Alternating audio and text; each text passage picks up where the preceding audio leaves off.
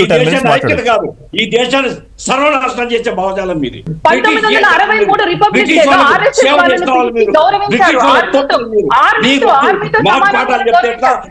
వందే మాతర స్ఫూర్తి మీరు ఒకసారి చూసారనుకోండి, ఆ రోజు భారతదేశం కులాలకు, మతాలకు, ప్రాంతాలకు అతీతంగా ఈ భారతదేశం నా తల్లి అనే ఒక ఉద్యమ స్ఫూర్తి రగించిన, అది కేవలం గీతం కాదు, భారతదేశ ఆత్మ. కానీ కొంతమందికి స్ఫూర్తి నచ్చలేదు, ఇది మా భావజాలానికి వ్యతిరేకం, మేము భారతదేశాన్ని తల్లితో పోల్చడాన్ని, మా దుర్గతో, లక్ష్మితో, సరస్వతితో పోల్చడాన్ని ఒప్పుకోలేము అంటే ఆ భావజాలానికి తల ఒగ్గి వందే మాతరాన్ని ముక్కలు ముక్కలు చేశారు.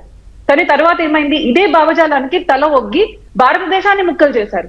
ఇదే భావజాలాన్ని తల ఒగ్గి భారతదేశంలో మన అంతర్భాగమైన కాశ్మీర్ లో మేము కలిసి ఉండలేము అంటే అక్కడ ఊచకోత కోసారు కాశ్మీరీ పండితులని. 6 లక్షల మంది మన దేశంలోనే నిరాశ్రయులయ్యారు. అక్కడితో ఆగిందా?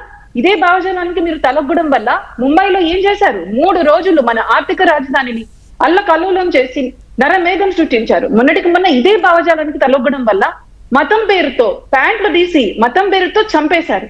ఇక్కడితో ఆగిందా? జేఎన్యూలో ఇదే భావజాలం ఏమంటుంది, తుకుడే తుకుడే, భారత్ను విభజించేసేయాలి, ముక్కలు ముక్కలు చేయాలి అంటోంది. ఇదే భావజాలం మీరు నార్త్ ఈస్ట్ వెళ్తే సిలిగరి చికెన్ నెక్ కారిడార్ ని విడగొడదామని అంటోంది. ఈ భావజాలం ఇక్కడ మీ పక్కన కూడా ఉంది రిషి గారు. ఒకసారి చూడండి హైదరాబాద్ కేఫ్ లో ఏం జరిగిందో.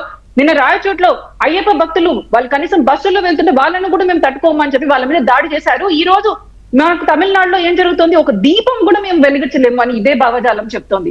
కానీ అదే రోజు ఇదే భావజాలానికి అడ్డుకట్ట వేసుంటే మనందరం భర్తమాత బిడ్డలు మన జరుగుంటే ఈ రోజు ఇదంతా జరుగుండేది కాదేమో. కేవలం ప్రాణ నష్టమే కాదు, లక్షలాది మంది తల్లులు వాళ్ళ బిడ్డలను కోల్పోయారు.